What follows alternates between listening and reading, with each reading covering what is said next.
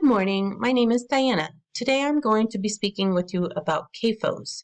A CAFO is a confined animal feeding operation. CAFOs are getting out of hand. Did you know that the USDA estimates that confined farm animals generate more than 450 million tons of manure annually? That is 3 times more raw waste than generated by Americans. Now, 3 of the major problems that we have with CAFOs that they cause are environmental racism, environmental pollution, and environmental injustice. You can see by the graphic on this slide that the CAFOs are generally concentrated in the areas where the minorities do tend to congregate. 25% of Duplin County residents are Black and over 20% are Hispanic. An analysis conducted by Waterkeeper Alliance found that out of 2,246 pig concentrated animal feeding operations in the state, only 12 of those have been required to obtain permits under the Clean Water Act. The rest operate under lax state permit guidelines. A 2014 study conducted by University of North Carolina at Chapel Hill found that Black people are 1.54 times more likely to reside near these hog operations in North Carolina than white people. Hispanics are 1.39 times more likely, and Native Americans are 2.18 times more likely. People who live near or work at factory farms breathe in hundreds of gases which are formed as manure decomposes.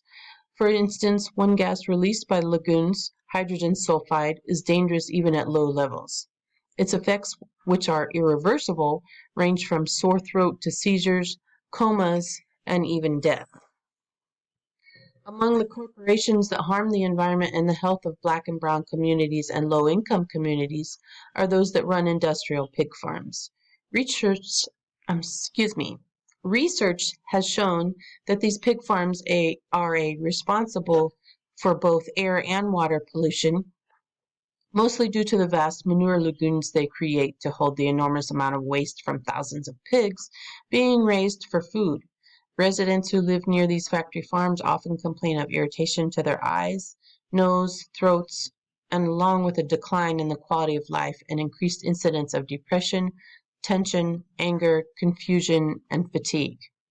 In North Carolina, it has been said that the number of pigs on factory farms exceeds the total population of people in the state. The contamination from North Carolina pig farms has yielded dangerous concentrations of groundwater nitrates, a leading cause of blue baby syndrome. Hydrogen sulfide has also caused noticeable increases in the respiratory ailments near these sites. And because of the location of these industrialized farms, those affected most are low-income Black and brown communities. This is not an isolated example. The placement of these facilities is not always an intentional process on the part of industry leaders. Instead, because of the distinct connections between ethnicity and class in the United States, poor rural areas tend to house Black and brown communities, and the land in these areas is much cheaper. Socioeconomic well-being refers to standard measure of economic performance as well as a broader range of quality of life. Indicators such as shared identity, trust, and democratic participation. Now, according to sociologists Bob Bolin, Sarah Graneski, and Timothy Collins of Arizona State University, land use, housing segregation, racialized employment patterns, financial practices, and the way that race permeates zoning, development, and bank lending processes are also fundamental drivers of environmental racism. North Carolina is just one example, but similar patterns exist in most major agricultural areas. CAFOs have an adverse impact on the socioeconomic well-being of a community. I am going to now tell you a story about Elsie Herring. Elsie is the lady that you see in the top right corner of this slide. Elsie Herring came back to Wallace from New York in 1993 to look after her elderly mother and her brother who had Down syndrome. About 2 years after she moved back, The spraying began, she said. She vividly remembers the time it happened, an otherwise uneventful Saturday evening. We were just sitting there having our Saturday evening like we usually do, she recalls. And in a short time, we heard this bursting sound and then all of a sudden started stinking like nothing you've experienced. Herring felt like she was going to be sick, so she went back inside.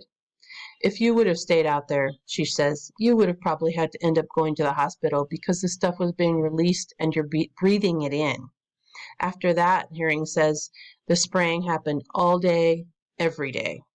The stench became so unbearable that she eventually contacted the Duplin County Sheriff's Office, the Duplin County Department of Health, and the North Carolina Department of Environmental and Natural Resources for help, all to no avail, she says. This is environmental racism. This is my family land, and I'm sure race played a part when they decided they wanted to develop this area. Herring sighs. We've been asked many times, why don't you just move? Move and go where? I do not want to move. I never knew my grandfather, but I know he walked on this ground, and so did his family. She pauses and looks at her house. It's my land. The environmental costs of CAFO production have been well documented. Manure spills, leakages have all contaminated waterways, killing fish and fouling fisheries.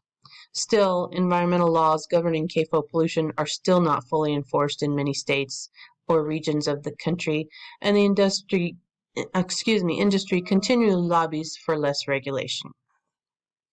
CAFOs are a resource extraction industry draining the wealth from communities and leaving behind polluted water, foul air, broken roads, and sick residents.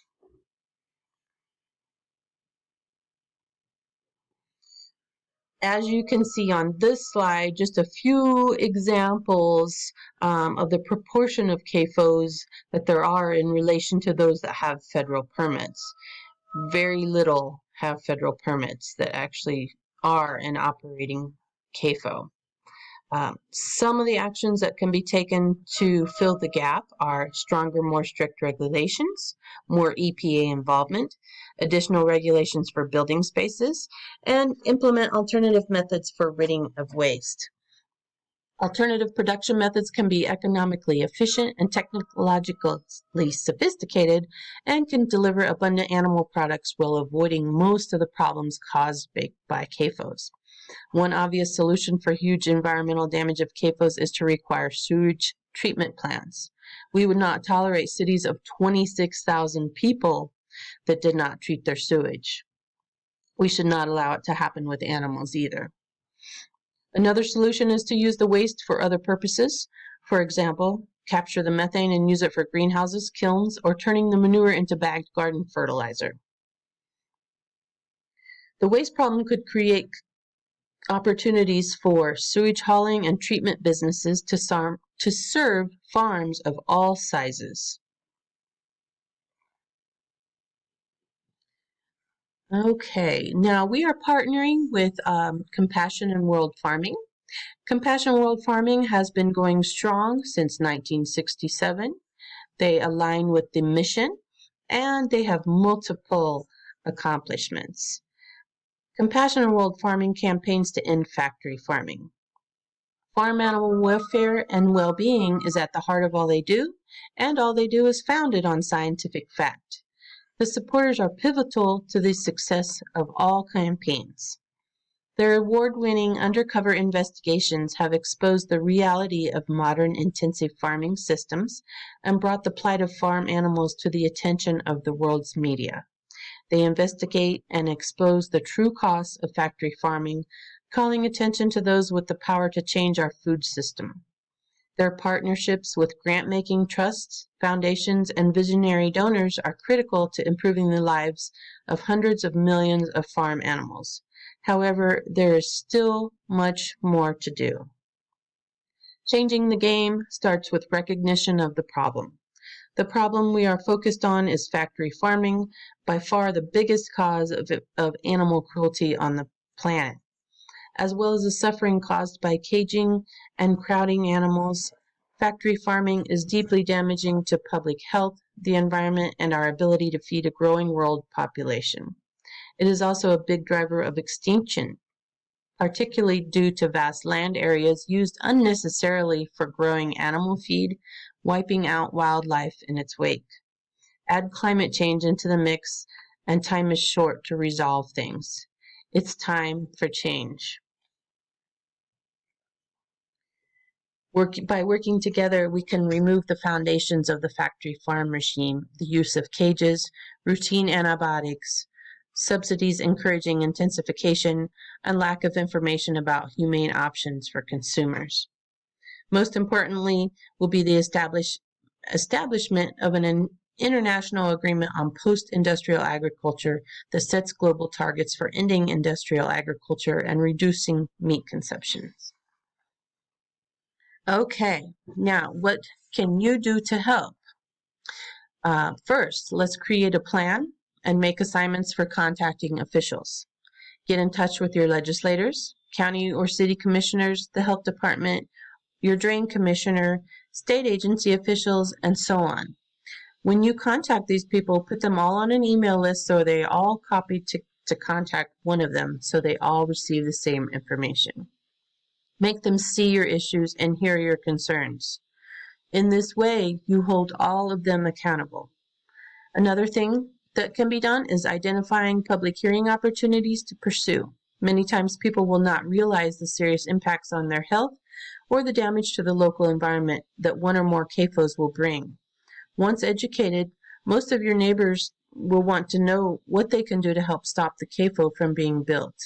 If our food system continues its current path, it will mean skyrocketing greenhouse gas emissions, catastrophic wildlife destruction, and perpetual animal suffering. We need to do more, and it starts with less. Less meat, less eggs, less dairy on your plate means more progress for animals, people, and the planet, and more room for plant-based foods. The evidence is irrefutable. Factory farming causes unimaginable suffering for billions of farm animals around the world. It wipes out wildlife and devastates our environment, all without providing the sustainable food our growing populations need. It is a cruel system, and it is failing.